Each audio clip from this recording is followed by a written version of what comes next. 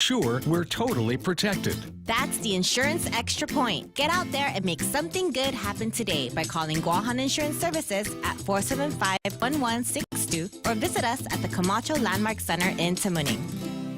$15 might not get you that far, but Chili's is bucking the trend with $15 meal deals. At Chili's, $15 gives you not one, not two, but three-course meal deals complete with a drink, a starter, and an entree.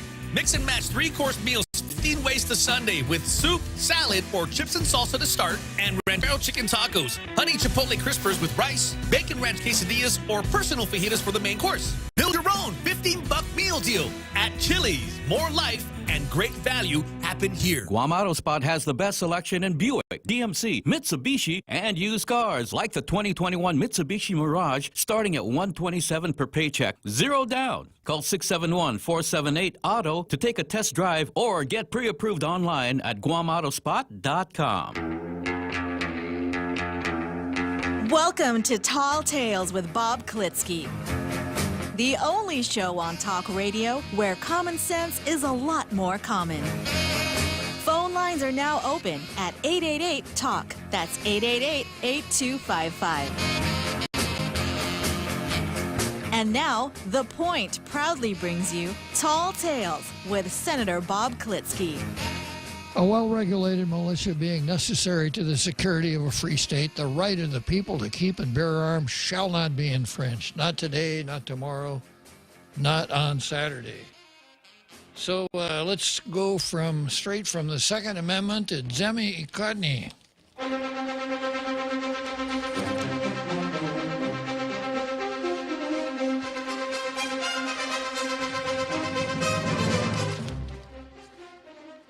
Well, I'll tell you what, there isn't a whole lot of meat in Zemini Cotney lately.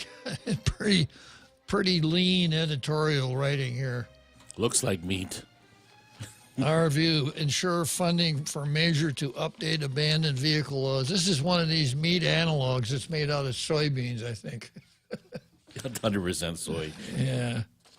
Abandoned vehicles are eyesores, a visual blight that detracts from the beauty of Guam.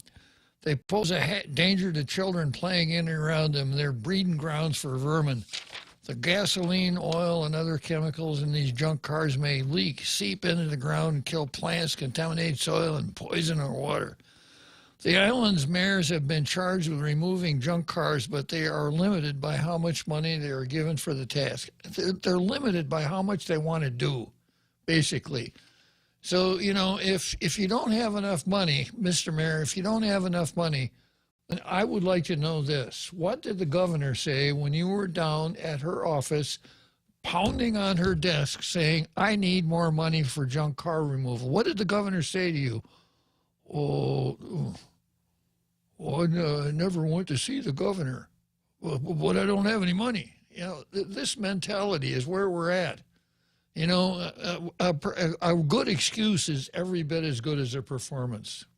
So, yeah, and I've noticed we have 3 new junk cars in Jigo this year. Even the part that the military is clearing, right, sprouted a new car in the face of the military out there, a new junk car, the military out there clearing.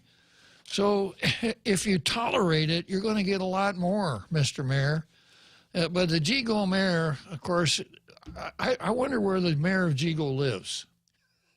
In Iran. Probably. He'd like to live in a nice, neat, well-maintained village, so he's decided he's going to move to Iran. He just likes the view better. Yeah.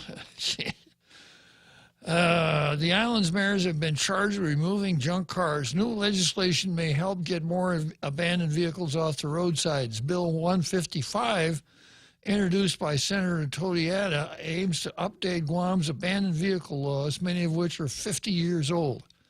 If passed, after an abandoned vehicle is removed, a notice would be posted on the websites of the Department of Revenue and Tax, Police Department, and Mayor's Council of Guam. An owner would have 3 days after the notice is published to reclaim vehicles. If he or she fails to do so, wow. Unbelievable. It is. The title would be revoked and the vehicle would be sold or properly disposed. Lawmakers should include in the bill a fine or fee to be paid by the last listed owner to cover the cost of removal and storage. The bill cites an average towing fee of $150 and $15 a day for storage. If the vehicle is sold, part of the sale price can be used for the fine or fee. The measure also would require police to have towed any vehicle that has a license plate removed by officers, which is done to prevent them from being stolen and used illegally. Chief Stephen Ignacio told lawmakers last year that removal of plates was done because police didn't have a proper impound lot. They didn't have one right from the get-go, I suppose. It makes sense, then, for the bill to ensure that the government has proper impound lots for abandoned vehicles that are towed, which should be operated by the police department. That means identifying land and the money needed to build the impound lot, as well as funding for police to operate it. They call this an editorial. Wow. Sorry, Daily News. Apparently, the Daily News is in contact with It's a people. dream journal. Yeah. Apparently, the Daily News is in contact who know a little bit about writing and about editorials. And I have a letter here from what's the guy's name? I wrote it down, but I can't find it. His middle name is Protein, I can tell you that.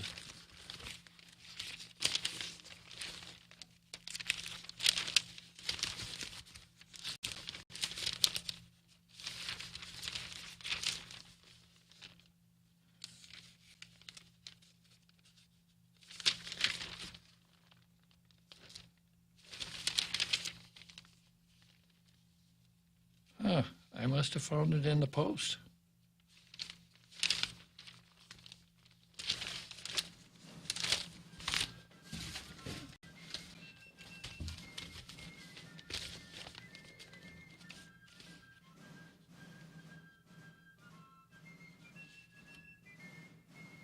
Yeah, it's the Daily News.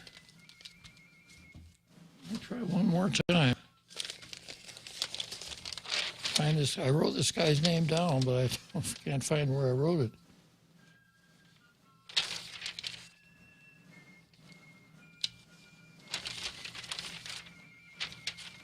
Well, just let me go into the letter, and I'll get to the rest of it later on. His middle name is Protein. I know that because I wrote it down somewhere. Know the differences between the classes of homelessness. And he says, after being delivered from a nasty drug dependency, I produced several documentaries about homelessness and poverty. I am best known for educating the homeless of California about the coronavirus and making it into a film, The Homeless Coronavirus Outreach. I also co-produced and starred in a PBS documentary, Down But Not Out, and aired on several channels around the globe, including PBS Guam. In that documentary, I highlight my signature theory about educating the public about 3 different classes of homelessness and the significance of knowing the difference. Now, finally, I found somebody who understands as well as I do. Everybody else, oh, they're homeless. Oh, well, what's their problem? Oh, they don't have a place to live. Why don't they have a place to live? They don't have a place to live because they're homeless. And I hypothesize that until we find out why someone is homeless, we aren't going to be able to do much to help them. Some are homeless because they've got drug, alcohol problems or mental health problems. Occasionally, there's someone who is homeless, and we ran into one on the show here because he really had a run of what I would call bad luck. He lost his job and 2 or 3 calamities at one time, and he just didn't have the cash to pay for some place to stay. There are also those who get on the wrong side with their families and get kicked out. But just to say, well, we've got to find a house, a home for the homeless, is not going to work. If there are some people who are homeless, if you put them in a house, you just have a homeless person living in a house. The attitude, the approach to life would be no different whatsoever. And this guy obviously has seized upon it. And he said there are three classes. The upper class is an individual who takes care of, he doesn't know how to handle his pronouns. The upper class is an individual who takes care of their hygiene. He could have said the upper class is made up of individuals who take care of their hygiene, but that wouldn't be politically correct. Possibly living in a shelter or with friends and trying to make it back into the mainstream of society. That's one class. The lower class, unhoused, is an individual who cares less about their public appearance. They almost likely have a mental illness or drug dependency. He lives directly on the streets, is not concerned about making it back into the mainstream of society. So you give that person a house, and what do you got? You got a homeless person living in a house. The middle-class homeless are those in between and possibly want to make it to the upper class of homelessness and back into the mainstream of society. Political leaders need to identify the differences between all three classes. Doing so gives them a better understanding of what they don't need over what they need. Giving a chronically homeless person an apartment will not necessarily end that person's homelessness. Instead, they will most likely need counseling or drug and alcohol treatment, amongst other things. On the other hand, some become unhoused due to natural catastrophes. Those individuals would need a different type of assistance than a person who's been living directly on the streets. Let me break it down a little further. If I were to tell you that I was bringing a homeless person to your home for supper, what do we got, cannibalism here? Who's for dinner? You. No, he's on first base. Yeah. You probably would refuse the invitation, just like many other people would. That's because the first impression you would get is that I'm bringing a downright dirty and disgusting person who hasn't had a shower or a change of clothes in several months. That's because no one talks about the three different classes of homelessness, which leaves the community to stereotype them and classify them as all the same, the lower class of homelessness. My opinion is all political leaders and homeless agencies first must know the differences between the classes of homelessness. I suggest they spend at least one night with all three classes of the unhoused. That alone will help them get to the bottom of what each group needs, and more so what they don't need to make it back into the mainstream. That applies to those here in the mainland and on the island of Guam. It's a pretty interesting column. Yeah, it's a very interesting column. I wonder why the Daily News ran it. Yeah, they're playing against type, I guess. Okay, so that takes us through Zemi-Yakutni and moves us right along to the card. And on the card today, of course, I start out with Paul Zerzan versus systemic racism. And you'll notice, like on Monday, I'm wearing a red shirt today. Just as red as the one I wore on. Do you remember my red shirt on Monday, Jose? Absolutely. Yeah. Only wear a red shirt on Monday. I only wear a red shirt on Mondays, yeah. So we start out with Paul Zerzan and systemic racism. We go on with Moylan versus Camacho. And then Bavacqua versus the United Nations. Weir versus Underwood, and Weir and Underwood versus our community. BLM versus society, woke colleges versus us, racism versus Harvard, and Chucky versus Jim Crow. So starting right out, I don't think I need to spend a whole lot of time with systemic racism. I think everybody remembers the difference between the truth and the narrative. The truth is that the rice in that platter is orange. The narrative is, don't you dare say that it's orange, it's red. And don't you mess around with our red rice. Next, we've got Moylan versus Camacho, and this is a story that ran in the Post. Moylan seeks to challenge Camacho in attorney general election. That has got to be seen as good news. We need an attorney general, a real attorney general, which we don't have right now. Former Attorney General Doug Moylan on Wednesday said he's considering running for Attorney General in the upcoming elections. Quote, the voters deserve a choice in this election. Moylan, who was Guam's Attorney General from 2003 to 2007, told the Daily Post. Attorney General Levin Camacho is seeking his first re-election this year and is banking on what he said he and his office have successfully accomplished for Guam in his first term. Now let's talk about Attorney General Levin Camacho's accomplishments. Well, let's see. Number one, there's...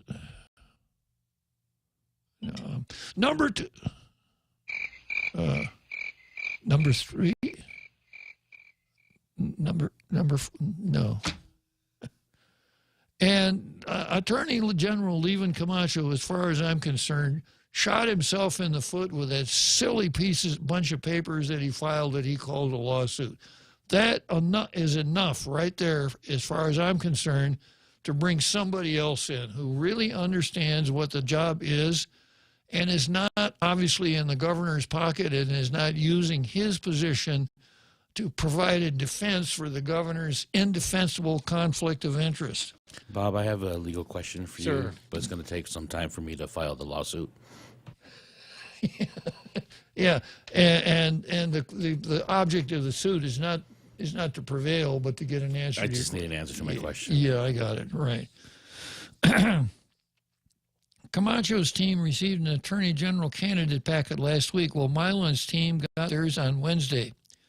Moylan, in responding to the question about a decision to consider running for attorney general this year, said Guam needs an attorney general who's going to, 1, fight to lower gas prices, or at a minimum develop a strategy to keep them lower than what Guam is seeing. 2, give choice to parents on keeping children actively physically in school for their welfare. 3, support private businesses allowing customers to purchase and dine in light of the emerging science that the world is finding with Wuhan virus. 4, eliminate mandatory mask mandates and leave it to the people's choice, consistent with the emerging, quote, science. 5, he's willing to scrutinize and stand up to the governor's mandates, which he said infringe upon personal liberties, such as using the National Guard to illegally block roads. Here, here, here. Yeah, and where was Levin Camacho when the governor was blockading the roads like that? I think he was in the 25th car from the checkpoint up. Filing a class action. Walking, just sitting there and saying, gosh, the governor is blocking traffic here on Marine Corps Drive. Oh, that's really something. And then finally, willing to investigate and prosecute, if appropriate, the possible emergency procurement irregularities we heard about in Tuman. And that's it. Now, for you Pacific Island Times buffs, the Pacific Island Times for February is out, and it's available at Payless and other places that sell the Pacific Island Times. And if you turn to page 8, you'll find a really interesting article in there about the Attorney General and his 174 pages of material that should have gone to the solid waste disposal facility. Who wrote that? It's your favorite talk show host. All right, let's take a short break here, and I'll come back to Moylan versus Camacho.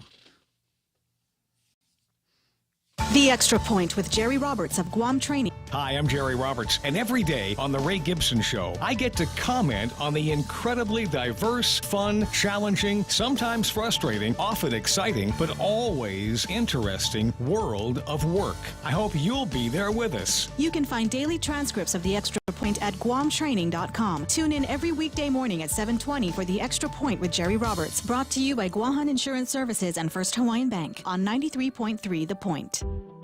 Listen to The Point anytime, anywhere on Odyssey. Odyssey is your new audio home for all the music, news, sports, and podcasts that matter to you. Find your favorite stations like The Point and discover more. Music stations, local and trusted news sources, sports talk and team coverage, plus today's biggest podcasts. Find it all on the Odyssey app. AUDACY. Do you have a car? Do you want to get rid of it? Yeah, yes. Yes, there are people. Absolutely. How did you know? Here's the deal. Take your used car to the guys over at Nissan Guam, and they're going to take a look at it. And if they love it, and they probably will because you take care of things, you could get all kinds of money on this, cash for your car. Used car values are higher than ever before. They'll take all makes and models. Doesn't need to be a Nissan or an Infiniti. They'll give you a super fast appraisal, and you say, shoot, sign the papers. Now, you can use that as down payment on a brand new Nissan if you like, or maybe you need a used car. Maybe you're sitting around going, well, I got somebody's going to come in, they're moving to Guam and whatever, and they're going to need a ride. So let's go to Nissan Guam and check out the great sale they've got. The Nissan Ninja sale is going on. So all those used cars that people are taking in, well, they refurb them, change out the oil and the belts and all of the things that need to get taken care of, and turn them practically into brand new automobiles and give you some incredible savings, up to $14,000 on the used car inventory. Go and take a look at it. NissanGuam.com. Welcome back to Tall Tales with Bob Klitzkie, Guam's single voice of reason. Call now, 888-TALK. That's 888-8255. Yeah, short program note here. The name of the author of that letter that talked about the 3 classes of homelessness that I couldn't put my finger on, the guy's name is Eric Protein Mosley. Yeah. And it was strange. The Daily News didn't run it as a letter to the editor. He could be one of their new columnists. I would hope so. Back to Doug Moylan.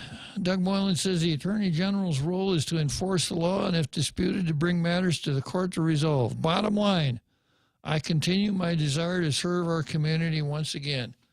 Okay, my comment here. Okay, Doug Moylan was the first Attorney General that we elected. Up until Doug Moylan was elected in 2002 and took office in 2003, attorneys general had been appointed by governors and confirmed by the legislature. And the attorney general, of course, was a member of the governor's cabinet. And there was always a kind of an undertow of grumbling in the community that the attorney general really didn't act like an attorney general. He acted more like the governor's lawyer. It was often said that Governor X plays the attorney general. Why? Like a cheap violin. So the remedy for that was, well, instead of letting the governor appoint, we're going to elect our attorneys general. And that's the situation in a lot of the states. And when we did that, I thought to myself, I wonder if politicians know what they're doing, because generally the route to the governor's office is through the legislature. But in a lot of the states, it's not. It's from the office of the state attorney general. California attorneys general become governors quite often, as an example. But I thought it was a good idea because we need some independence in the attorney general's office. And Doug ticked off a couple of them. You know, like when the governor starts putting roadblocks out on Marine Corps Drive in the name of disease prevention. We need someone to come forward and say, time out, Governor. You can't do that. So in Doug's first term, Doug was very aggressive. And I think the theory was that Doug would sue anybody for anything if in his mind he thought it was appropriate. He prosecuted criminals, etc. Now, some would have said that Doug was too aggressive. And perhaps that's why he didn't get reelected at the end of his first term. In fact, he didn't even come close to being reelected at the end of his first term. And my analysis was that it wasn't that because of his performance, it was more a matter of style than performance. And he did some things that were really hard to understand, didn't sit well with the public, wasn't able to easily understand them. Not a good situation for a public official. You know, as a general rule, you want to be really careful about doing things that the public doesn't understand. Doesn't like is okay so long as it's understood. But Doug was aggressive, and he used the office for what it was designed for. No one since that time has done that. Since that time, the office of the Attorney General has not been an office that brings about the kind of results that I think most people are looking for. So I have two rules here that are going to guide me in my voting for Doug Moylan. Rule number one, if you're comparing too aggressive with not aggressive enough, rule number one, you can't steer a parked car. Rule number two, it's better to, from time to time, have to tame a tiger than to have to constantly prod a pussycat into action. Doug is that tiger. So if you're looking for a tiger, you're not going to have people saying, Doug's elected, well, you can't steer a parked car. So I guess I'm giving Doug my blessing and my encouragement. Doug, please run for Attorney General. All right. Next, we've got Bavacqua versus the United Nations. What a lovely pair. UN, a venue for Guam to air concerns to the global community. And we spent a little time yesterday talking about the United Nations, and Tierra Napati, who told us that she has now been to the United Nations, so she's had her baptism under fire. And she drinks only bottled water. Exactly. And she never double parks. She's always kind to old ladies and helps them across the street. She wouldn't even think about tearing the tag off a mattress. Ever. Never. She doesn't waste paper, I'll tell you that. My column last week talking about Guam's connection to the United Nations got me a lot more angry messages and comments than usual. Well, okay.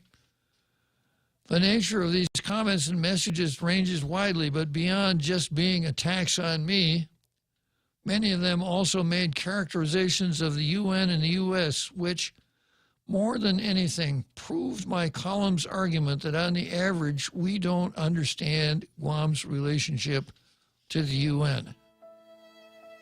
Yeah, we just don't understand that relationship to the UN. I think part of the problem, Michael Bavacqua, is you don't understand the people's lack of interest in having any relationship with the UN at all. Yeah, it's kind of like, the kids over there at Upi Elementary the first graders cannot read Sanskrit. No matter how many reading materials we give them, they just can't seem to do it. Isn't that strange? One frequent commenter to my columns on Facebook expressed the following last week. Quote, one thing cherry-picking master MMLB, Michael Lujan Bavacqua, ignores is the UN has no say in running any country. Thank God for that.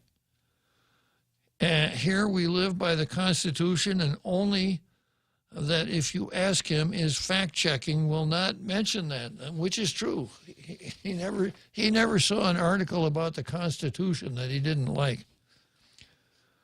Bavacqua goes on, in my column, I was inviting the community to attend a webinar being organized by the Finogi Coalition.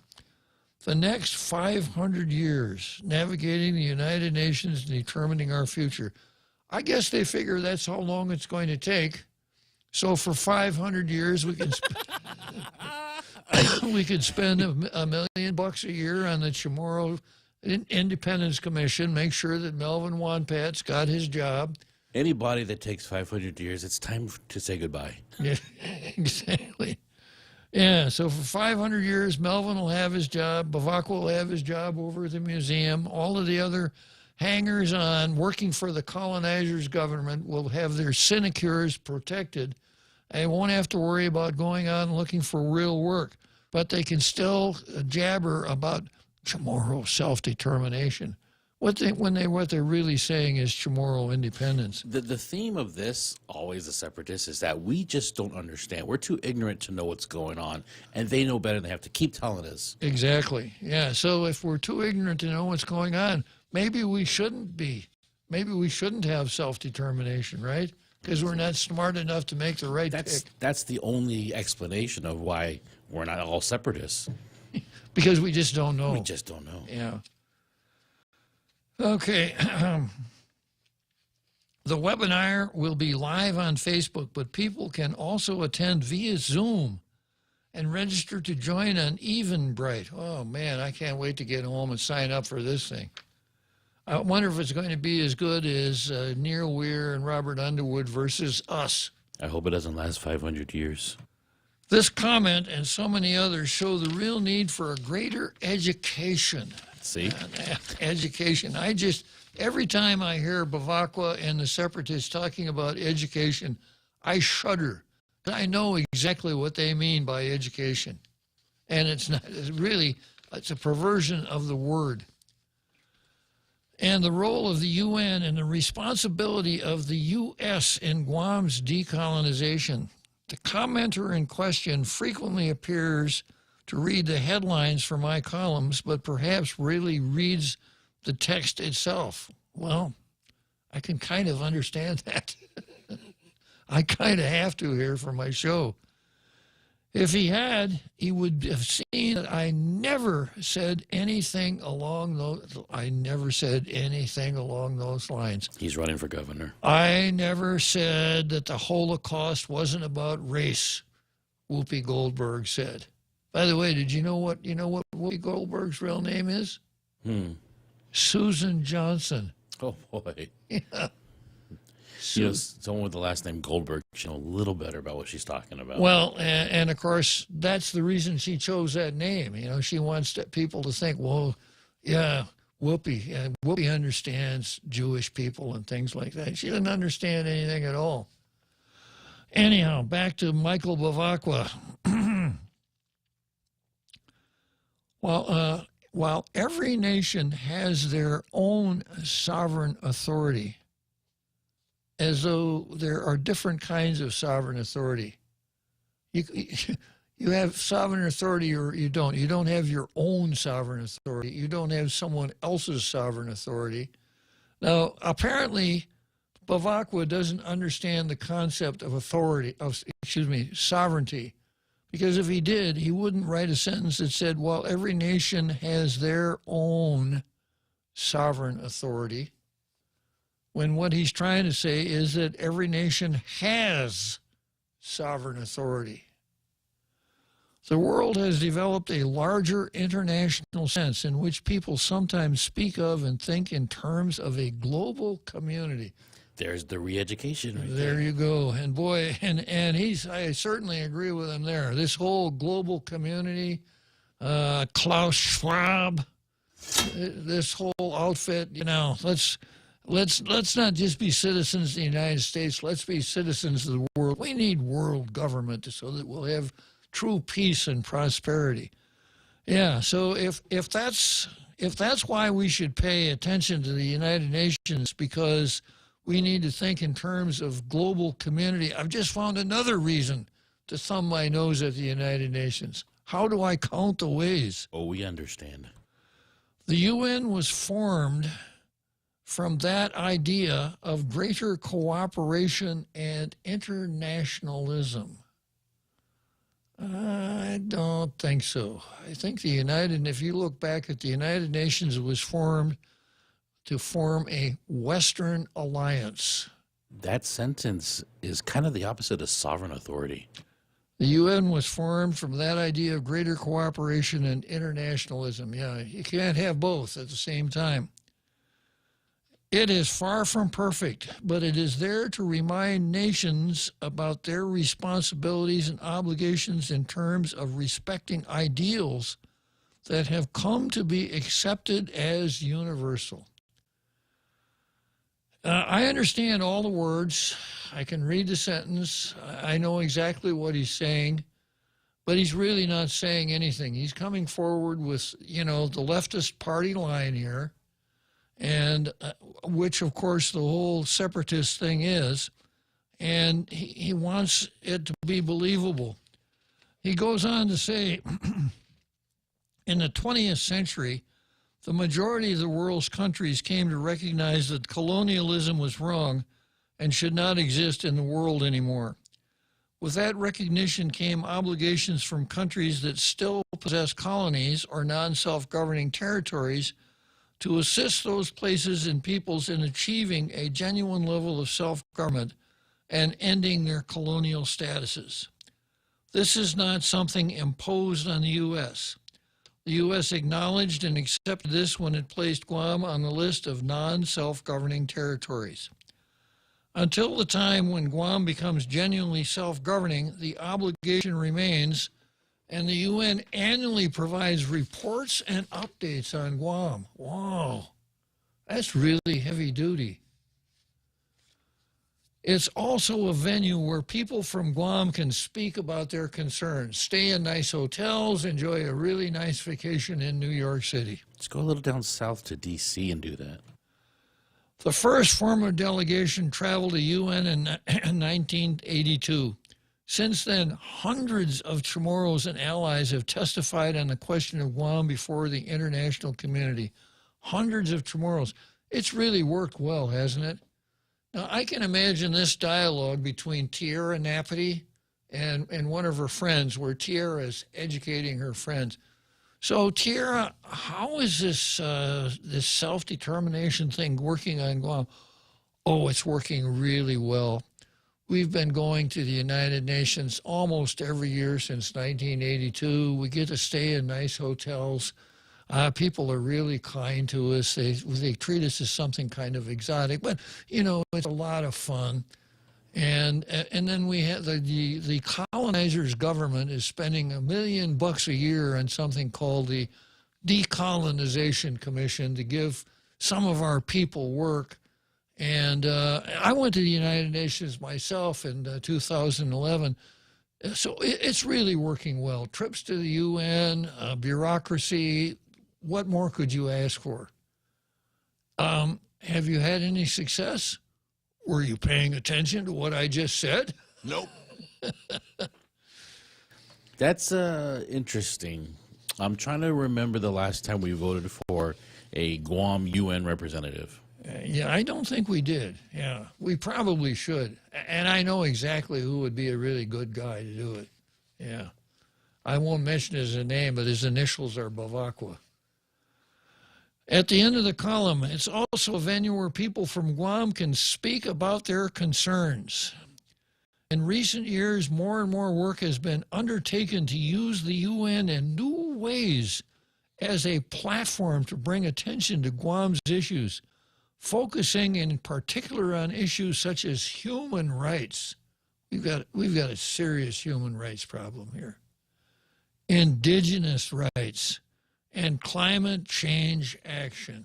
You ever try to go to the UN and pitch for human rights for unborn Chamorro children? That would be quite an undertaking. You get kicked out. You would, yeah. You'd be an unwanted trespasser. Okay, so I'm going to go on with this, going into some of the materials from yesterday, but I notice I've got someone here in the green room. Who else but another Joe who wants to talk about the history of the UN? Go ahead, another Joe. Yeah, Bob. So, to my understanding, the UN replaced the League of Nations. I'm not sure it's much better than the League of Nations. The League of Nations self-destructed before the UN ever came along, another Joe. I don't know. It's just the closest thing I can compare it to. They're cut from the same cloth, the same idea. We'll get everybody together in the same room and we'll talk, and that way we'll understand each other, and that way we can have peace. And that's wonderful blue sky theory, but it just doesn't work. Nations have interests, and what are called vital interest of a nation is one that's so serious that the nation will go to war. And you can't change that with these group chit-chats that we have at New York in the United Nations building. So go on another, Joe. So what I'm trying to figure out is this the far left agenda, which I don't know if it's fair to call them all Democrats. I kind of want to steer towards the word anarchist. That what they want, we're the bad guy no matter what, because okay, so what? They all agree that we're sovereign, so then we do or we don't get to guard our borders, because we're not a democracy. We're not enough of a democracy because we don't value illegal migration into the country. I'm not sure I understand their point of view. Obviously, they have their thinking, which in their mind the ends justify the means. But I must have missed the memo because I'm not sure exactly what their narrative is on that. Their point of view. Here's my understanding of the differences in points of view between Democrats and Republicans, between the left and the right. I mentioned yesterday somebody on the right, a Republican, thinks that the job of government is to secure and protect the individual rights and privilege, the individual rights and freedom of the people. Somebody on the left thinks, no, that's not right. It's the job of the government to make people's lives better. And with respect to the way each group thinks about the other, this is the way I think Republicans consider the left. I think Republicans think they really have some cockamamie ideas, but it's okay because it's good to have more than one set of ideas. It helps sharpen thinking, define issues, etc. So even though we don't agree with them, we don't doubt their right to exist. It's just not a question. For the left doesn't see it as left and right. They see themselves as real, regular, the norm. The way they think is just the way it is. And then there's this outlier group that call themselves Republicans that are so far removed from the right thing, the real thing, the regular thing, that they really shouldn't even exist. And because they shouldn't exist, they can be canceled, they can be blotted out, etc. They can be silenced, and it's all okay because they really have no right to an opinion because they're so far away from what's real.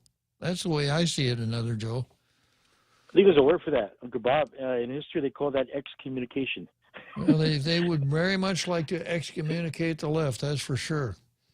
Thanks for your time, Uncle Bob. Let's keep listening. All right. So, Michael Bavacqua, the great champion of the United Nations. Let's take a short break, and then we'll come back here. Come try Guam's original Chamorro restaurant with Pica's Best 5 years running. Mezcla Chamorro Fusion Bistro. Experience Chef Peter's candied salmon over scallion coconut rice, octopus to naktak, Chamorro platter, and their award-winning gourmet hamburgers. Or if you're looking for something healthy, try their keto-friendly menu. Come and enjoy Mezcla's half-a-day service at their Hagåtña and Grand Plaza Tuman location. Call their Hagåtña location at 479-2652 for reservations.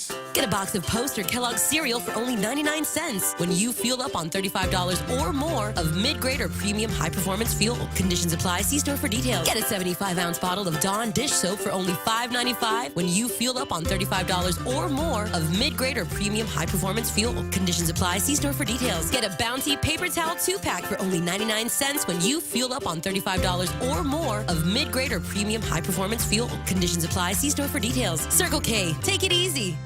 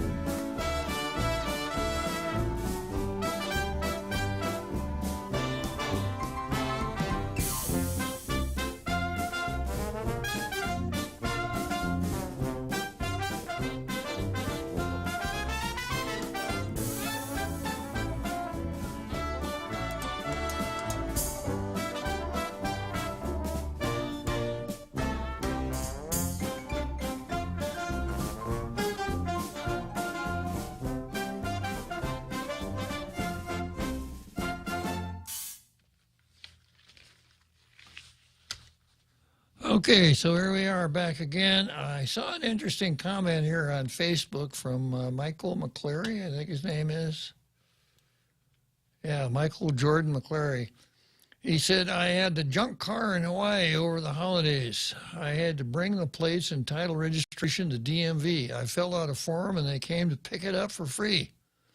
What about a program to encourage car owners to bring the plates and documents to DMV? Then the mayors could get money based on the plates turned in. My 2 cents worth, he says. That makes sense, I guess.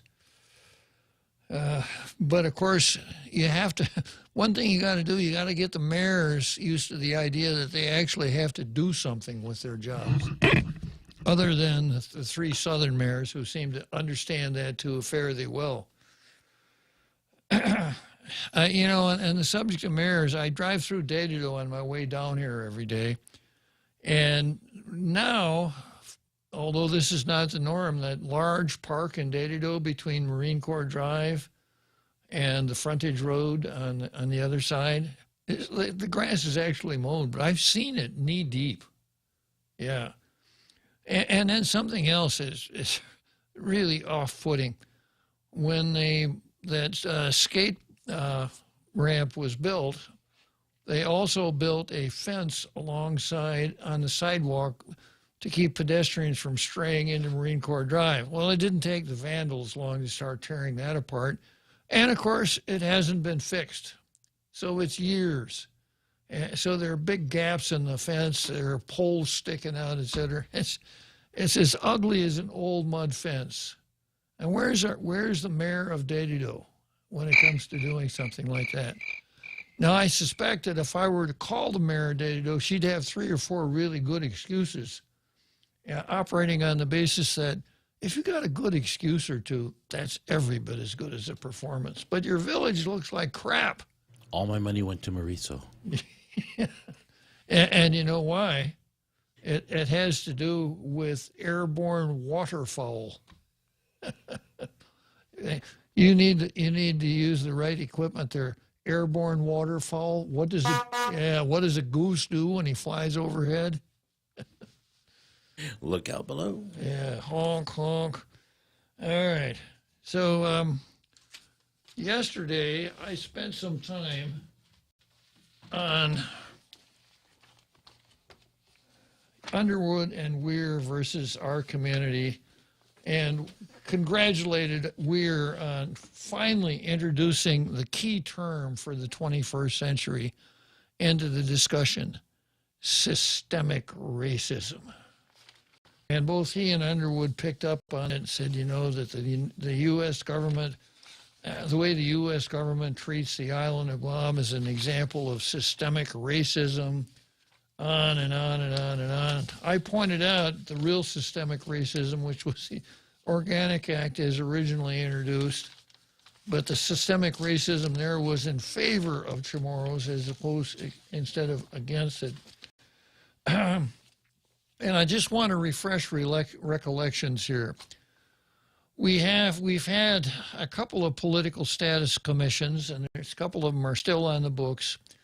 But Senator Hope Cristobal at the rump end of the 23rd Guam legislature introduced a bill that became Public Law 33-147 that created what is often referred to as the Commission on Decolonization, but that's not the real name of it. The real name is the Commission on Decolonization for the Implementation and Exercise of Chamorro Self-Determination. This was Hope Cristobal. You've seen, we've run her screen test a couple of times here in Tall Tales. We'll be running it on Monday right after the big halftime show. In fact, in a sense, she is the big halftime show. Fireworks indeed. Yeah. And I pointed out, you know, the gaslighting in her bill, the tricks that are attempted to be pulled there, pointed out that the 3 choices that the bill posits are free association, statehood, and independence, and that we really need to have a plebiscite where only Chamorros could vote for one of those 3 things. And I've pointed out that it's really not 3, it's just 1. The only one that's actually possible factually and legally is independence. So this is a trick, a way of getting people used to the idea that Guam ought to separate from the United States and be independent. And I keep going through this all the time with the 20-page insert, et cetera, and keep showing you the linguistic flexibility or flexing that the separatists use to keep bringing you back to the idea that independence would be the best thing for Guam. But let's just stop for a moment and hypothesize. First of all, no separatist has come along and said, if Guam were independent, this is what would happen. Nobody said that except me. And what I've said is you'll find a lot of people packing up and leaving for the States because they won't trust a society that embraced the idea of denying the franchise to a substantial number of its members. When it came time to have an important vote, sorry, folks, everybody can't vote. You have to be the right race or you can't vote. Same thing with some of the other government largesse, like the Chamorro Land Trust, et cetera. But let's say that we had that plebiscite, and let's examine what happens if a large majority chooses one of the options. Let's say a large majority of Chamorros say, we want statehood. What happens next? As soon as the votes are counted and posted and sent off to Congress and the President and the United Nations, right? All of a sudden, next morning, we wake up and Guam is a state, just almost as if by magic. Sort of like when the tooth fairy, you put your tooth under your pillow and go to sleep, and you wake up in the morning, there's $1 under your pillow. It's kind of the same. Is that how? No, it wouldn't work that way. If Guam were to become a state, the first thing that has to be done is that we have to have a constitution, something the separatists fight tooth and nail because they say, how can we have a constitution if we don't know what our political status is? Meaning that we can't have a constitution. We wouldn't be able to do the same constitution for an independent Guam that we would do for a state. Because if Guam were a state, the state constitution has to conform with the United States Constitution. If Guam were independent, it wouldn't have to. And that, of course, is the attraction. None of this equal protection of the laws, none of this 15th Amendment stuff about everybody getting to vote. So, of course, the separatists don't want to do a constitution now, because it would be no good if Guam became independent, because if Guam became independent, we would then become what I described yesterday as a chamocracy, a government of Chamorros, by Chamorros, for Chamorros. Other folks, well, not so much. So that's what would happen. That's the route that you take for statehood. Let me come back to this right after the big halftime show.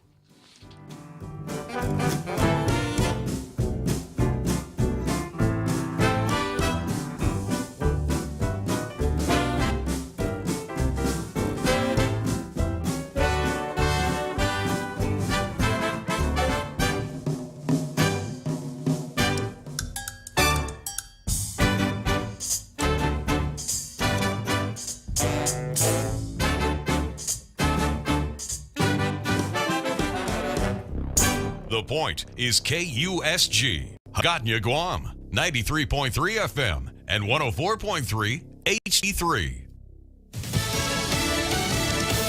A winter wallop. I'm Jack Callahan, Fox News. This is the real deal. It is dangerous. Kentucky's Governor Andy Beshear declaring a state of emergency in the grips of that big winter storm moving across the middle of the country. Most of Kentucky and parts of several neighboring states now under an ice storm warning that the governor says could coat everything in up to 3/4 of an inch of ice, which he calls debilitating. Several states now reporting heavy snowfall totals. Macomb, Illinois came in with 14.5 inches of snow. This is northern Illinois. Chicago also picking up impressive amounts. St. Joseph, Michigan, 13 inches. We are still expecting plenty more snow in the forecast through Saturday morning. That's meteorologist Jane Minar of Fox Weather. More than 3,700 commercial airline flights have been canceled for Thursday. The Biden administration ordering 2,000 U.S. troops now stateside deployed to Europe and is repositioning another 1,000 troops already in Germany to Romania. Fox's Jackie Heinrich at the White House.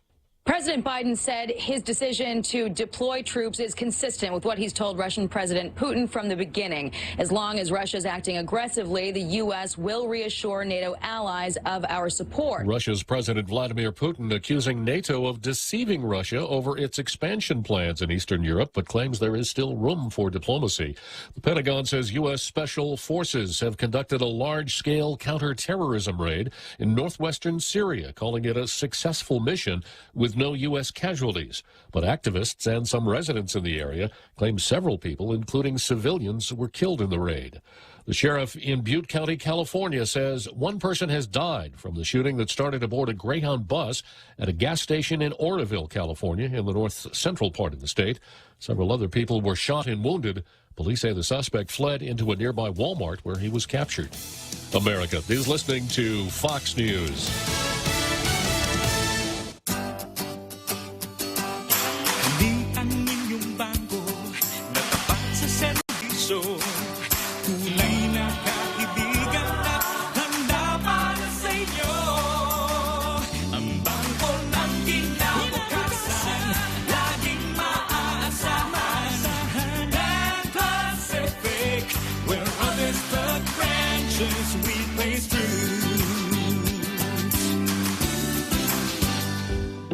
Listen to The Point anytime, anywhere on Odyssey. Odyssey is your new audio home for all the music, news, sports, and podcasts that matter to you. Find your favorite stations like The Point and discover more. Music stations, local and trusted news sources, sports talk and team coverage, plus today's biggest podcasts. Find it all on the Odyssey app. AUDACY. Mississippi has become the latest state to approve the medical use of marijuana. Republican Governor Tate Reeves signed legislation to legalize medical marijuana effective immediately, though it could take months for the first marijuana dispensaries to open. The law allows patients with debilitating conditions like cancer and AIDS to buy up to 3.5 grams of cannabis per day, up to 6 days a week. It also sets taxes on sales and production and includes specific conditions for growing plants. Mississippi is the 37th state to legalize cannabis for medical purposes, but this isn't Mississippi's first foray into medical marijuana. Voters in 2020 approved a medical marijuana initiative, but the state Supreme Court invalidated it 6 months later based on technicalities. Steve Rappaport, Fox News. A day after a Johns Hopkins University study said severe restrictions born of the coronavirus pandemic had little impact on the death rate, White House medical advisor Dr. Anthony Fauci was asked Wednesday when the interference in daily lives will end. We believe we will get there. We can't guarantee that there will not be another variant that challenges us, but the best that we can do with that is to be prepared for it. And that's why we're doing all the things that we're doing with regard to getting better. The White House says it's also working with Pfizer to pre-position millions of doses of the coronavirus vaccine for children as young as 6 months old, which could get emergency use authorization from the FDA within weeks. President Biden and Attorney General Garland will join New York's Mayor Eric Adams and Governor Hochul at the NYPD headquarters on Thursday for a strategy session on gun violence. Full military honors Wednesday for a former soldier and statesman.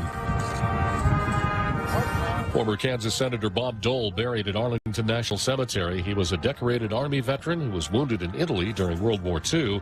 He later served 36 years in Congress. Senator Dole died in early December. I'm Jack Callahan. This is Fox News. When's the last time you looked at your homeowner's insurance? An easily overlooked part of covering our home is what's inside of it. Over time, we buy things we don't want to lose, but don't update our contents coverage. The smart thing to do is get the answers and level up our insurance to make sure we're totally protected. That's the Insurance Extra Point. Get out there and make something good happen today by calling Guahan Insurance Services at 475-1162 or visit us at the Camacho Landmark Center in Tamuning. Come try Guam's original Chamorro restaurant with Pica's Best 5 years running. Mezcla Chamorro Fusion Bistro. Experience Chef Peter's candied salmon over scallion coconut rice, octopus to naktak, Chamorro platter, and their award-winning gourmet hamburgers. Or if you're looking for something healthy, try their keto-friendly menu. Come and enjoy Mezcla's half-a-day service at their Hagåtña and Grand Plaza Tuman location. Call their Hagåtña location at 479-2652 for reservations. Get a box of Post or Kellogg's cereal for only 99 cents when you fuel up on $35 or more of mid-grade or premium high-performance fuel. Conditions apply. See store for details. Get a 75-ounce bottle of Dawn dish soap for only $5.95 when you fuel up on $35 or more of mid-grade or premium high-performance fuel. Conditions apply. See store for details. Get a Bounty paper towel 2-pack for only 99 cents when you fuel up on $35 or more of mid-grade or premium high-performance fuel. Conditions apply. See store for details. Circle K. Take it easy.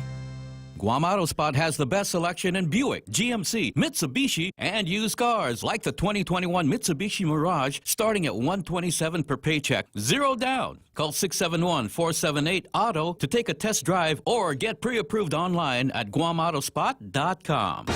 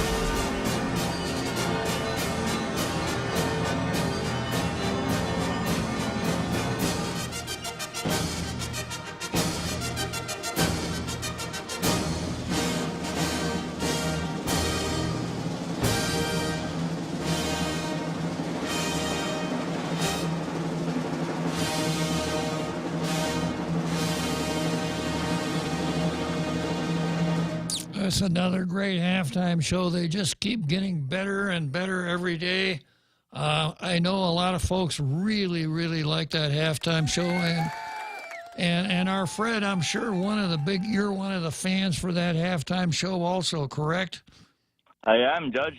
You got me calling again. That's good, our Fred. Start the separatist talk, and you get me going. All right. A lot of logic and common sense, stuff. First of all, ask you a question. Do we, so we only have independence as a form of status. Do we, what do we gain from independence? Do we still get the federal aid and all the support from the U.S.? Of course not. That's independence, yeah. Okay, good. I want to clear that point. So, I think the population of Guam, I think there's only like 4 or 5 people up on the top that really want it. So I guess what's our population? 160,000. We're up to about 154 now, yeah. 154. So about 153,995 will not benefit from independence. The 5 on top probably will, because for whatever reason. So we won't get all the support, the federal aid, and all the different programs that we currently enjoy on Guam. I don't see any logic in having independence. Yeah. And to even and I think whoever's the population of Guam listening to your show right now, there is no benefit from having independence. We are not a self-sustaining island. And small island, big ocean, right? Right, that's all, and far away from Earth. We're so far away from everything. True enough. I don't know how even at the current state, how do we go and beg for money on one end and then go stab them on the back on the other end? It doesn't make sense. We put our hand out, please give me more money. Please, we need more money. We need more aid. We need more support for our roads and our public health and our education. We need more money. And then we turn around and say, get out of here. We don't want you here.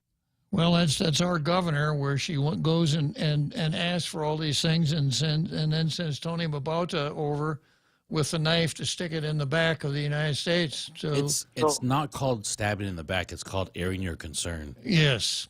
Oh. Well, when this happened, I think it's the first time I mentioned that there were only two things about the governor that I really didn't like. Her face. Go on, Alfred. So, you know, the I think the public of Guam, I think, really likes the U.S. We love the U.S. flag. We love what the U.S. brings to us. Even though they occupy our land for whatever reason, they are defending our land from the adversaries that we have around us. So if they're occupying the bases, yeah. You know, people. I hear people say they're occupying our land. Well, I own a couple pieces of land in Jigo, and my wife has got a chunk over in Sausajan, and they're not occupying that. It's mine. And as far as I know, they're not occupying anybody's land that isn't their property.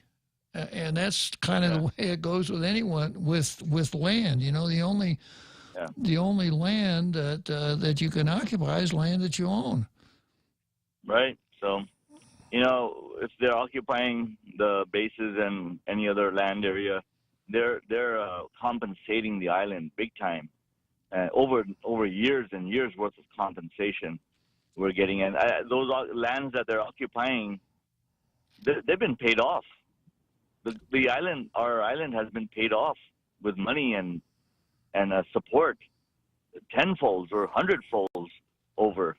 So we're just being supported just because we're a U.S. territory, full benefit. We get to travel to the U.S. also with U.S. passports. And, I mean, look at how many of our armed men and women serve in the U.S. military, the colonial power. We go and defend this colonial power that we supposedly are made to feel that we don't like them or something. Well, but the public supports. You know, Fred, we're back to systemic racism again. You know, what you're saying are the actual facts and the truth. Yeah. That the rice is actually orange. But Michael Bavacqua keeps saying, no, you don't understand the narrative. The rice is really red. And that's... Well, honestly, you know, it just comes into saying it's red rice. Orange is a form or shade of red. So we just say red because it's maybe three-letter word, easier to say. It's red rice. Yeah. Yeah, it's orange, but we say red rice. Big deal. Nothing to, you know, I don't know why there's a big fuss about it. It's red rice. I think it's orange is such a big word to say, a long word to say, you know. Well, I want to thank you for calling up and chipping in again today, Fred. And I think you hit the nail right on. Logical and common sense. Yeah. Thank you very much. Good talking to you. Thank you. And next, I've got Paul Zerzan on the line. He wants to talk about the definition of plebiscite, and I really want to hear you out, Paul. But I'm going to I'm going to get ahead of that call because I've said the same thing that Paul is, I'm sure, going to say. This is not a plebiscite. What we're talking about here is really not a plebiscite. I would, if it came off, I would say it is nothing more than a glorified public opinion poll if it actually had come off. But I sometimes lapse into the use of the word plebiscite like I use the word federal government when we don't have a federal government. We've got a national government, sometimes because it eases the flow of conversation. But what we're talking about here, this choice of three, is really not a plebiscite. Correct, Paul? Yeah, right. The word plebiscite comes from the Latin for public, and it is the direct vote of all members of an electorate. So if you make it a Chamorro-only vote, it cannot be called a plebiscite, right? And anyway, the United Nations requires that universal adult suffrage and requires that the people choose any status they want, including status quo. And Bavacua's column today in online edition is a repeat of last week's, and he is saying the U.S. is not in compliance with the United Nations, and that is completely untrue. That is an outrageous lie. By requiring universal adult suffrage, we are meeting the United Nations requirements.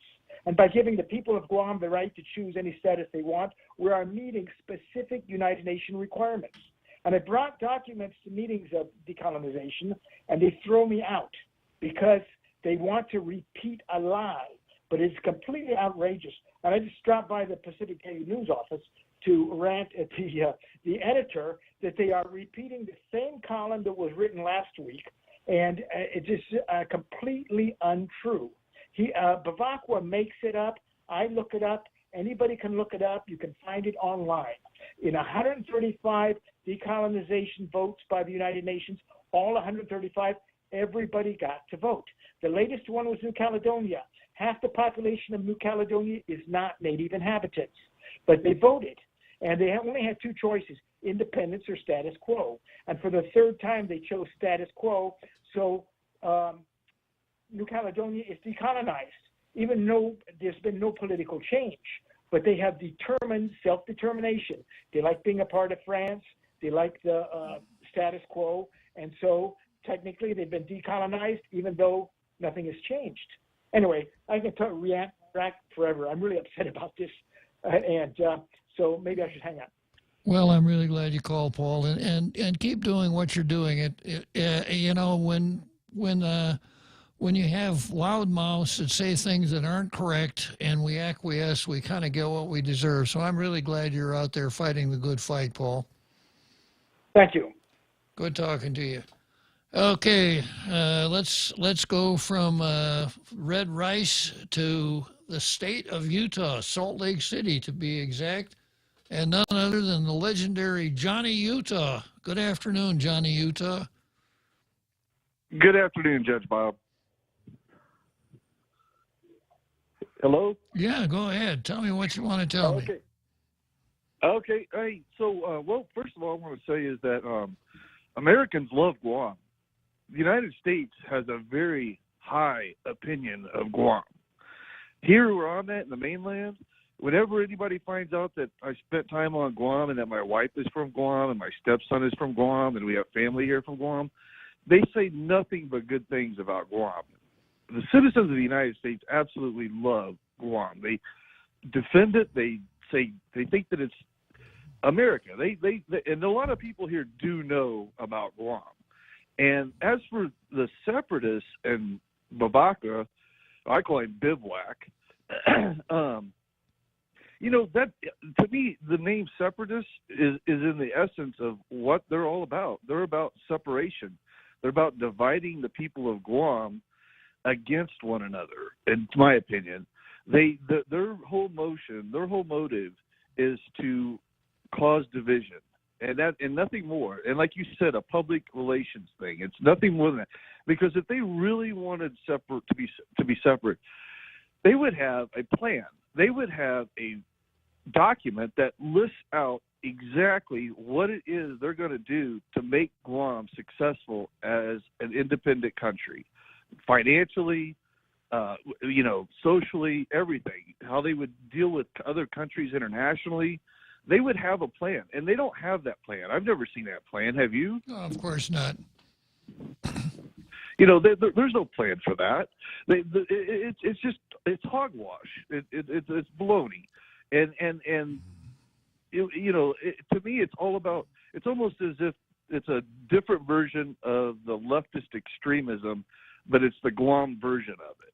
Well, you know, if all you're relying on is emotion, you don't really need much of a plan. Right. Well, yeah, that's kind of where the Democrats in the mainland are at. It's all emotion. But I wanted to say that, and I also, out of respect to Guam, not being born and raised on Guam and not being there now, being back on the mainland, I don't feel that my opinion really counts. But my wife's does, and my family that's Guamanian does, and they love the United States, and the United States loves Guam. Well, I'm glad you called and clarified that for us, Johnny Utah, and you're right in the heart of the great American outback. So you should know, right? Well, correct. And I hear it. I hear it at work. I hear it on the street. I hear it everywhere here. People here, they're crazy to want to separate from the United States. China and all those other countries, they would never get this kind of support. Of course not. But one other thing, another point I was going to bring up was Whoopi Goldberg. If you got a second to talk about that, you mean she did a fake. You mean Karen Johnson? But go on. Yeah, Karen Johnson. I'm sorry. Yes, and it's hilarious. Her first name is Karen. Yeah, as it should be. Yeah, the Karen on that is probably no longer going to be on The View.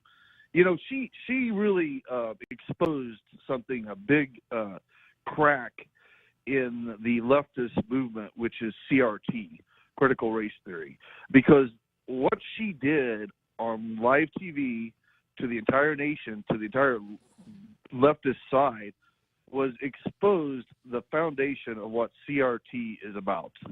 And the hilarious thing is that the leftists and CRT supporting people, the ABC, CBS, CNNs, NBCs, and other government people and high ups people and organizations that have a lot of influence, they're mad at her. They're really mad at her. And what's funny is that they're all saying how awful of a thing it was that she did.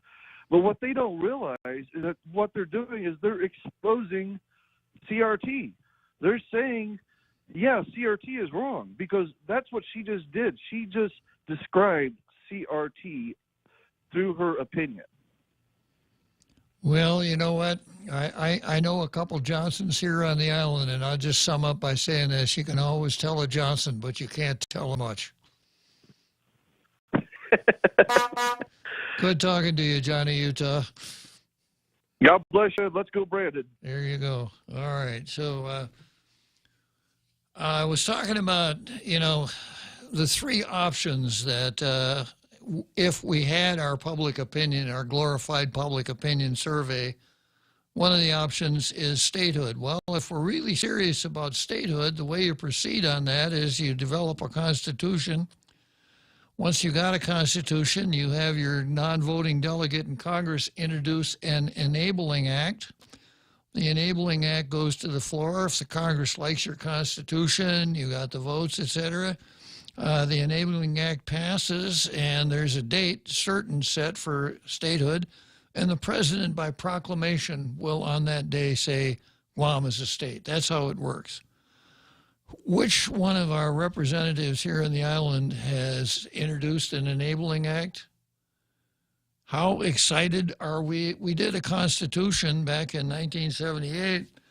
It was approved by Congress, but the separatists shot it down here on the island, and they're wrapped this outfits like OPIR, a separatist organization.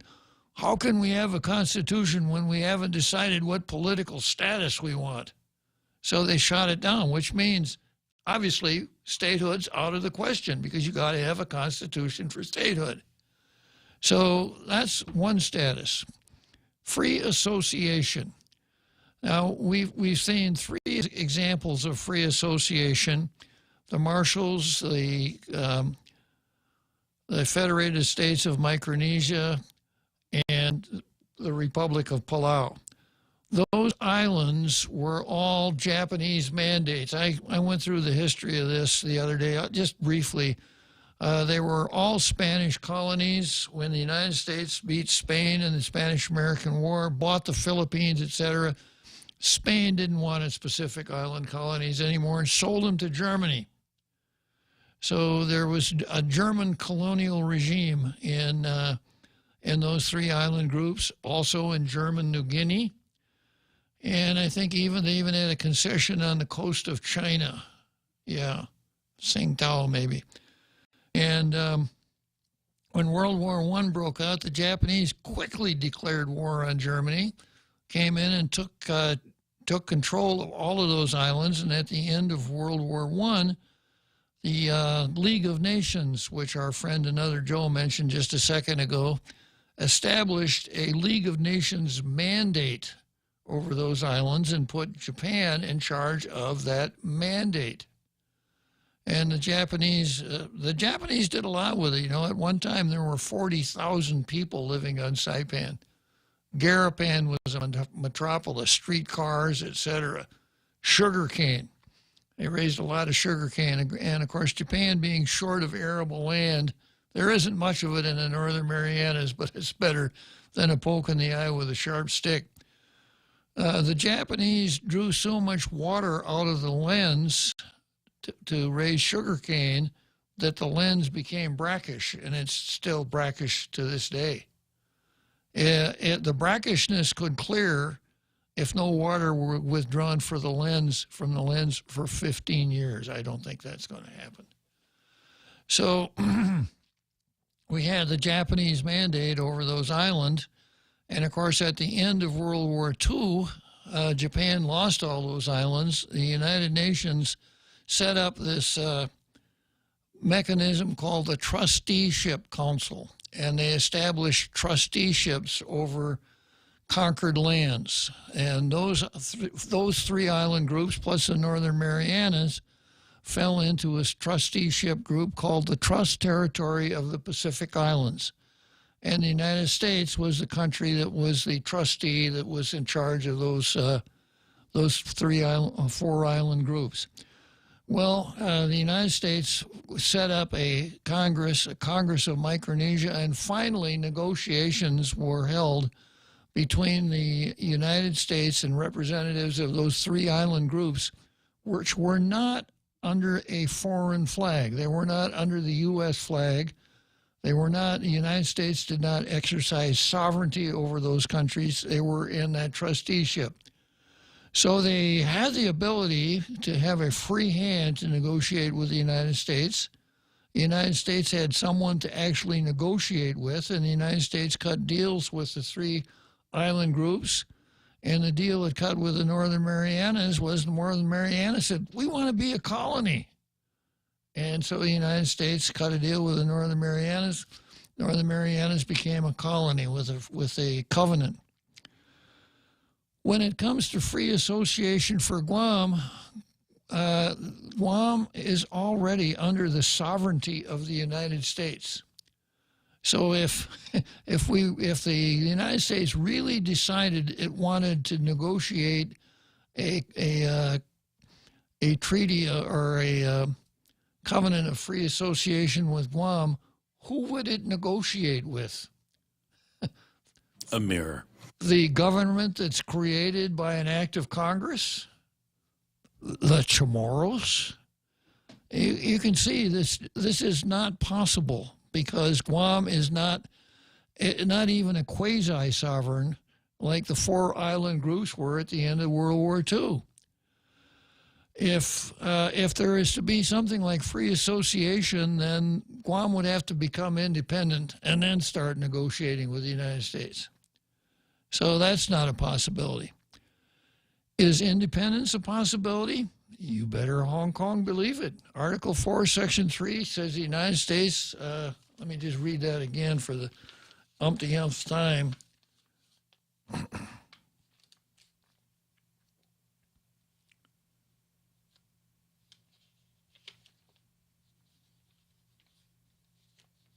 Article 4, Section 3.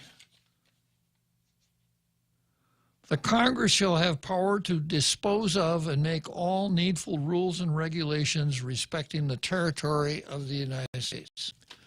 Well, let's head for let's head for Wrigley Field, and we'll come back to an independent Guam.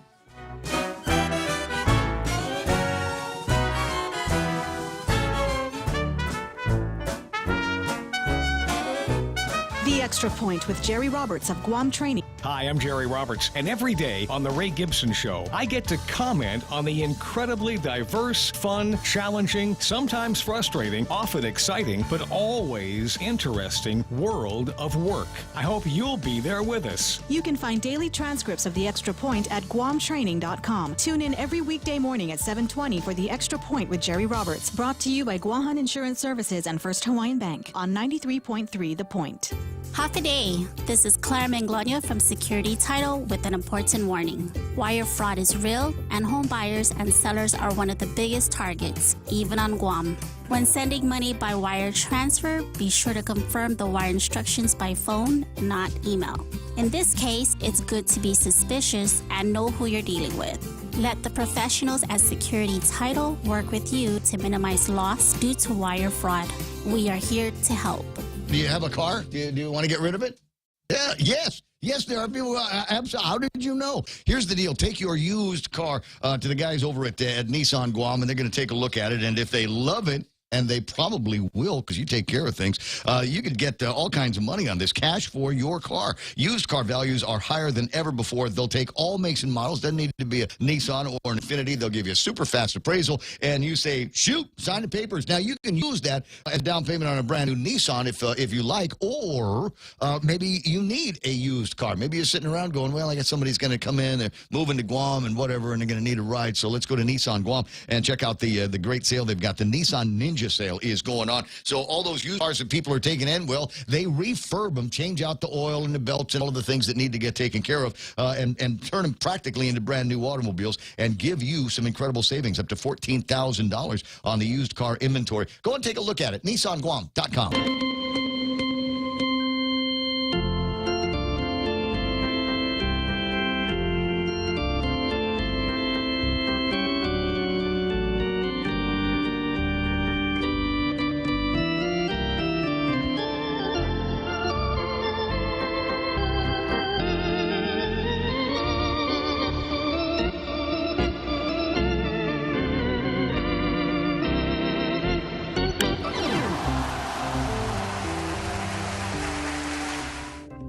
Okay, so before we got to Wrigley Field, we were talking about independence and independent Guam.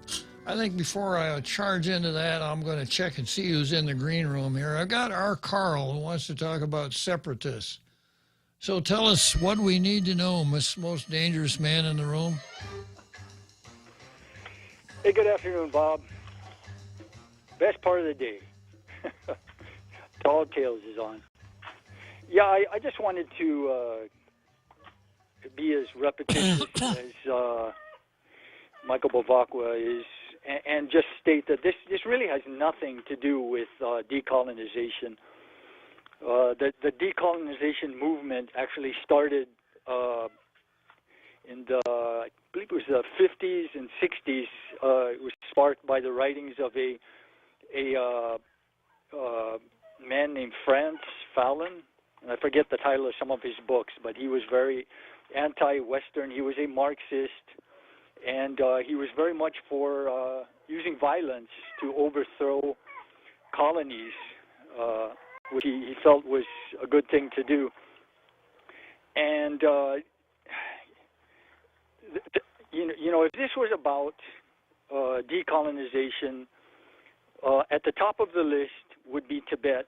You know, and I keep saying that over and over, and I will continue to say it 1,000, 10,000 times. Tibet and East Turkestan, now called Xinjiang, and Inner Mongolia.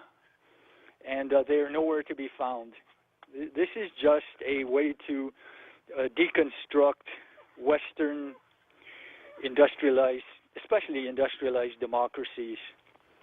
And that's really the bottom line. It's about gaining political power. It's about pursuing a socialist utopia, and that we've seen over and over and over again. And this would just be, you know, as the Chinese say that they are creating Marxism with Chinese characteristics. Well, this would be on Guam.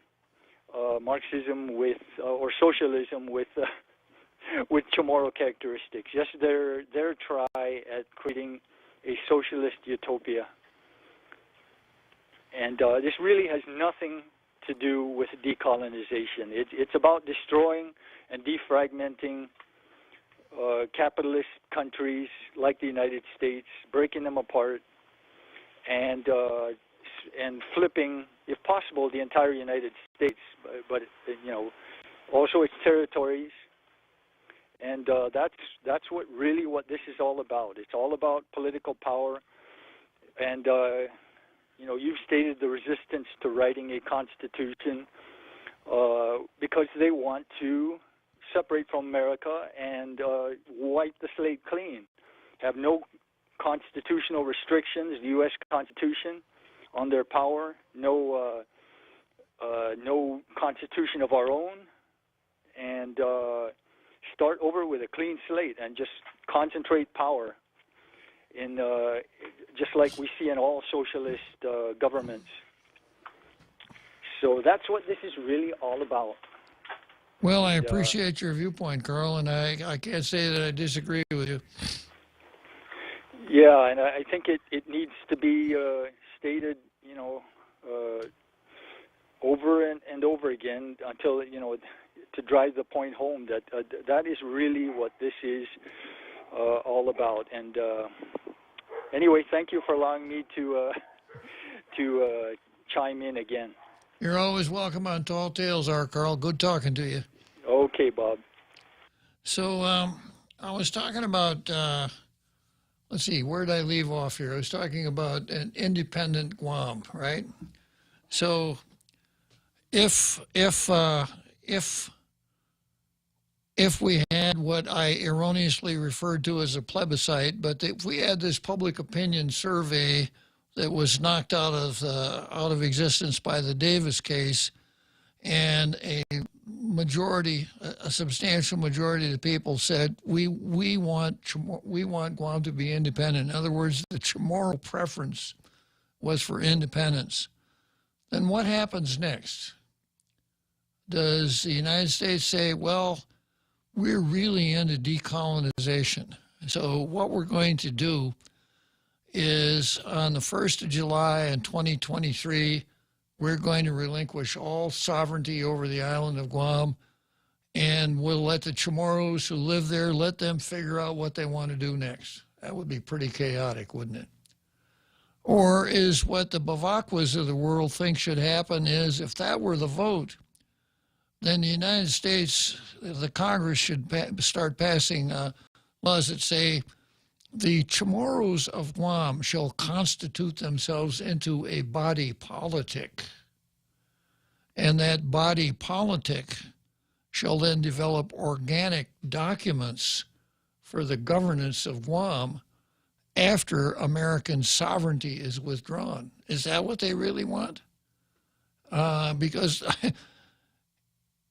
there's a real disconnect here. Guam is an island. Guam is a territory. Chamorros are not an island. Chamorros are not a territory. People can identify as Chamorros. People who identify as Chamorros live on Guam. So we want to have a vote to find out what the Chamorros want to do with Guam. So we find out what the Chamorros want to do. Then the next step is what? Now, implicit with all of this stuff that Bavacqua and Underwood and the others bring forward is kind of like the scenario that I just created. Okay, U.S. Congress says Chamorros want Guam to become independent. So this is what we'll do. We'll set a date for Guam to be independent, and we will we'll pass enabling legislation for the Chamorros to establish themselves as a body politic, develop their organic documents, maybe even hold some elections, so that when the 1st of July 2023 comes along, we have the traditional ceremony where we take the Stars and Stripes down, and we run up the the flag of the Chamorro Socialist Republic of Guam. I suppose there will be a hammer and sickle in there somewhere, and maybe a coconut tree or something like that, right? The flag of an independent Guam. I think that's what they're really saying, but of course they don't want to say that because that would be too scary for the people that actually live here. Now, if that's not what they're saying, then are they saying this? We want to just express our preference. And if we express our preference in this public opinion poll and a majority of us want Guam to be independent, then that's it. We'll forget it. We'll go back and we'll watch, we'll watch Netflix and go to the beach, etc. And we won't be. No, there obviously has to be an end game here. And the end game has to be more than having a vote. And I think I've described the end game for you. The only other possible end game is this. Majority say we want Guam to be independent. The United States says, tell you what, we'll give you 500,000 acres in western Oklahoma. How would that work? No, that wouldn't work at all. So, you know, there's this constant stream of propaganda and bitching. Well, the United States did this, and the United States did that, and you know, my uncle could only be a cook in the Navy, and on and on and on and on. And Robert Underwood and Neil Weir, systemic racism. The territory of Guam was founded on systemic racism, and it continues to this day. So the end game that I described has got to be the one that they're really looking for. So obviously, the Chamorro population, the last time I read about it, was 37% of the island. Yeah. What happens to the other 43% of the people who live on this island? Many of them born right here on the island of Guam. Well, it doesn't make any difference. They're colonizers. They're settlers. What was her name? Napady said that. Tierra Napady says.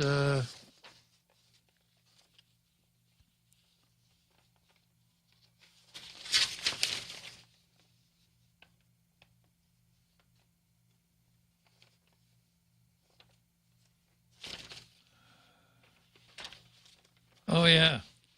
The language of decolonization is complicated, often superficially taken up and used to perpetuate ideas that there is no settler responsibility in colonizing indigenous land and people.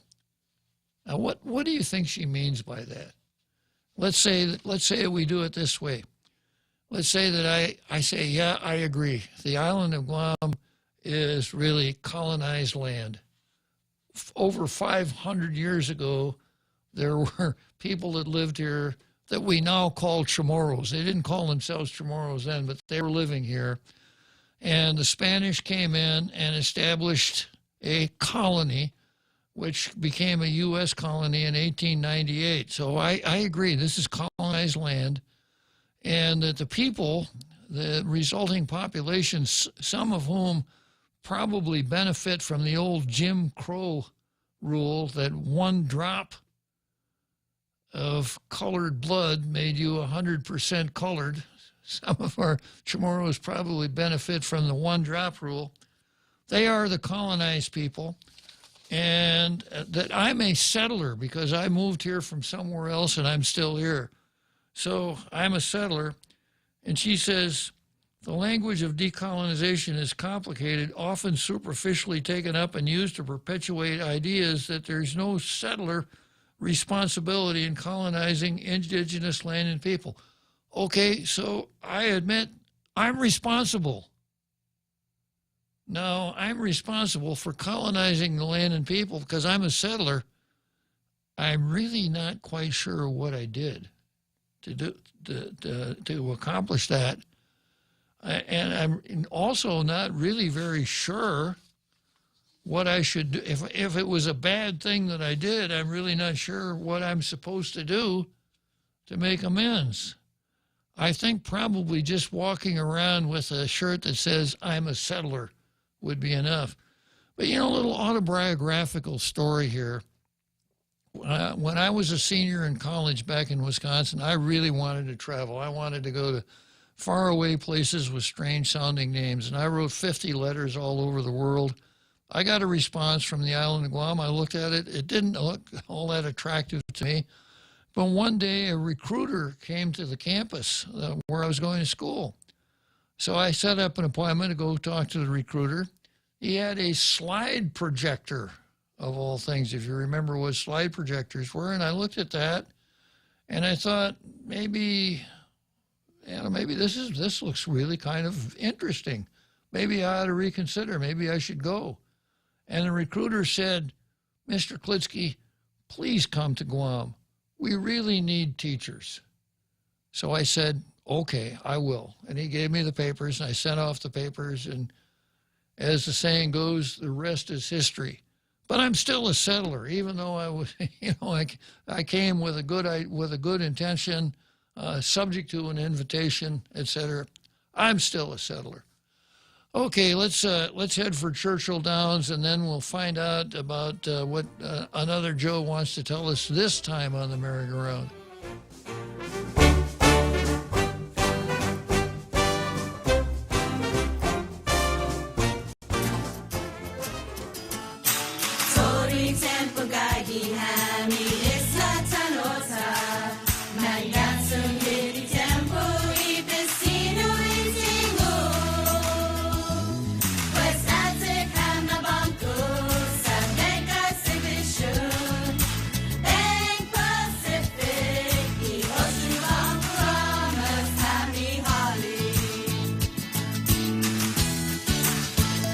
Everyone has a busy schedule these days, and sometimes we forget to schedule our routine dental checkup and cleaning. Don't neglect your dental health. Schedule one today with Dr. Robert Yang and his Smile Team, conveniently located at the East West Business Center on Marine Drive, Upper Tumon. Call us today at 647-8702 or 3. Again, that's 647-8702 or 647-8703. We make smiles happen.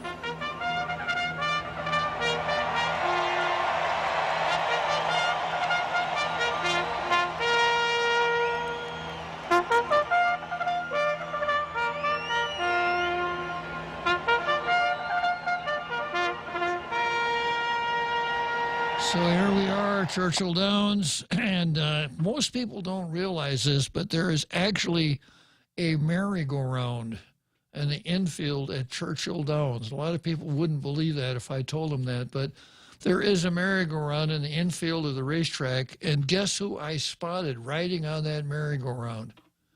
None other than Another Joe. Correct, Another Joe? Yes, sure. Can you hear me? I can hear you, yeah. Why do you always ask if I can hear you? What if I said no, I can't hear you? Then I know something's wrong with my phone. It happens. There's a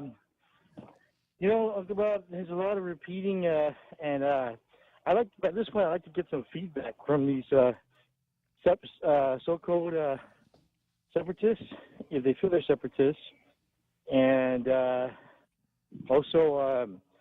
My thought is status quo seems it was just with some improvements which will require an act of Congress. Sounds like a good deal because any other deal would take away our rights over the Section 30 money, and we would not have. We would have to pay into the the IRS? If we became a state, yeah. Mm-hmm. And we incorporated. And so, I have said before, I'm not prepared to become an independent nation because we don't have resources. And even if we had 100% of everything, I would guess that eventually someone will say, hey, we need to have some partnerships and import stuff we can't make here. And then what? We're going to be at the mercy of the people with the resources, so it's probably going to be China, and I don't think they're going to treat us as well as the United States. So I see it as being in our our best interest to stay affiliated with the United States, but we also need to be active. The only thing that will make me consider becoming independent is if the United States openly became atheists or decided, hey, we're going to worship Baal, and we're going to start. Guess what? Abortion's been about all the while. It's about human sacrifice, and we're going to do it openly now. If they ever, got something in that that hinted in that direction, then I say, hey, we can do about it, and we can be independent. But I still would say that we need to be Christian here. So I don't. But I think in all fairness, I want to hear what the separatists have to say, what their options, what their solutions are. Well, you heard my hypothetical. The only other hypothetical that I can think of would be the voting method of what's her name, Shelton, Senator Shelton, where she doesn't decide whether she's going to vote on an override until her name is called 3 times. So it could be that the separatists are operating on the same type of a planning strategy, and that is they'd say, well, we don't have any plans at all. After we become independent, then we'll start making plans.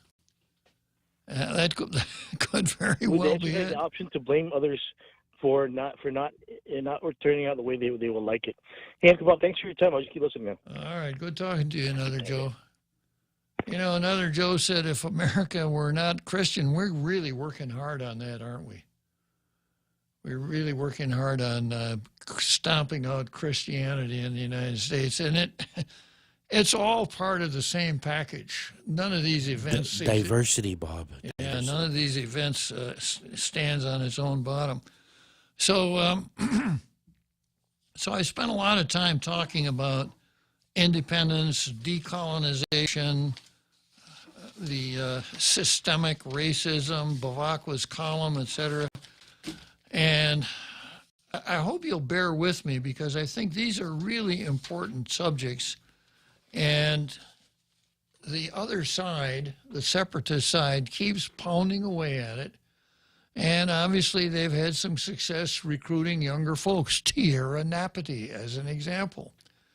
And the folks that were the footmen for Hope Cristobal at the Hope Cristobal Paul Zerzan show down in Petey, where the footman came along and said, you have to leave.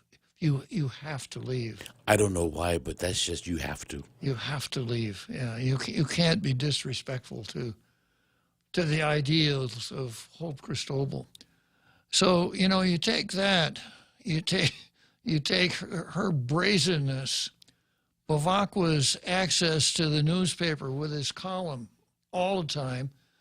What I think is the Daily News' tilt towards separatism, and it's a battle that we just can't rest on. I think we have to stay with it all the time, and I hope that our international radio listening audience out there takes the time to explain to other people that this whole 3 possible statuses thing is bunk, that the only thing we've got is a group that wants Guam to be an independent country, and to start and think about what it would be like to live in Guam, a Guam that was independent of the United States. And I don't think we would be able to paint a very pretty picture of the independent island of Guam.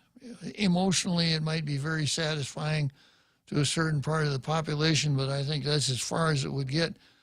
And I've mentioned before, my own self-preservation requires me to say no. Guam needs to stay with the United States because I just have no faith whatsoever in the possibility that someone who is not Chamorro being able to survive in a chamocracy like the one that Bavacqua and Underwood and the others are proposing. It just doesn't seem too likely to me. So what do we got? 6 minutes more until till the end of the show today, Jose? Yes, sir. I've got a short one here about Black Lives Matter in society. Maybe I'll spend a little time with that to take it up at the end of the show. I'm going to start out with what I think is a counter to Black Lives Matter. And I've got an article here that I found in PJ Media, which is pretty good reading. And it says, and this is Black History Month, if you didn't know it. And the title of this article by Althena Horn says, Black History Month should begin with Crispus Attucks, America's first patriot. There, in some cities in the U.S., there are schools named Crispus Attucks High School. Every February, America goes through a month-long ritual where it reminds everyone that blacks and whites have a beef, and black people only matter historically when they've been victimized by white people. Ask Whoopi Goldberg. You know, the Germans were white, the Jews were white. There wasn't any racism there. I only see the color in front of my eyes. Yeah. She literally said that. Yeah. Setting aside the first part, the incessant picking at a great scab that is never allowed to heal, black people are taught to feel angry, less important, and through their identity as victims, trained to measure any success they might have as a function of either of a defeat for or a gratuity from white people. If Black History Month were truly meant to be a pain, P-A-E-A-N, to black Americans, it would highlight blacks whose historical contributions to America include more besides ending slavery and overcoming prejudice. Well, those are undoubtedly massive steps forward in any society. They are not uniquely American. Slavery has been a tragic condition of humanity worldwide, and every nation has its tale of struggling with it. Some struggle on even today. Did you know that the 12.5 million Africans shipped to the Western Hemisphere between the 16th and 19th centuries, a mere 388,000 landed on North American shores? Yeah. Or that during roughly the same period, North Americans captured and enslaved, or that during roughly the same period, North Africans captured and enslaved well over 1 million Europeans? Good luck finding any part of the world that wasn't tainted with the involuntary servitude at some point in history. While the United States' history with slavery is obviously a formative part of the story of African Americans, it's not the only part. Many great black Americans deserve to be highlighted for contributions other than race-related matters, too. For example, Crispus Attucks' name ought to be as well known as Paul Revere's.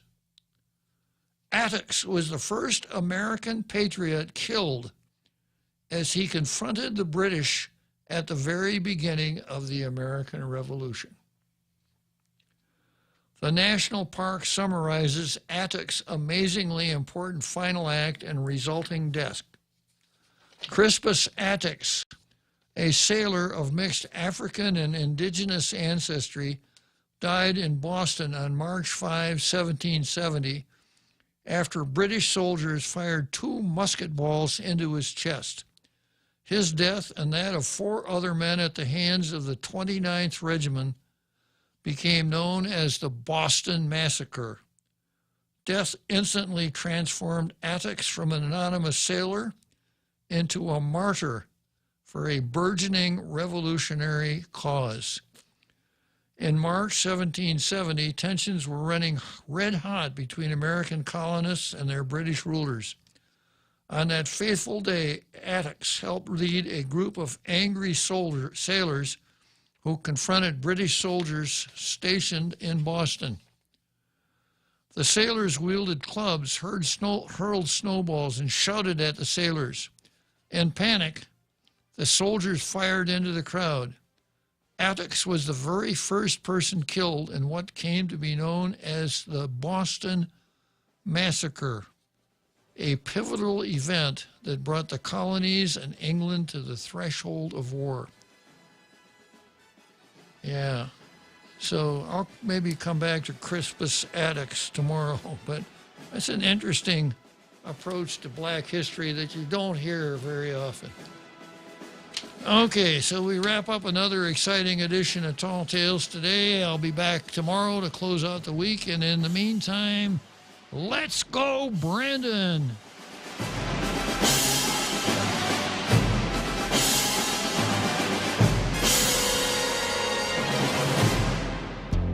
The Point is KUSG, Hagåtña, Guam, 93.3 FM and 104.3 HD3.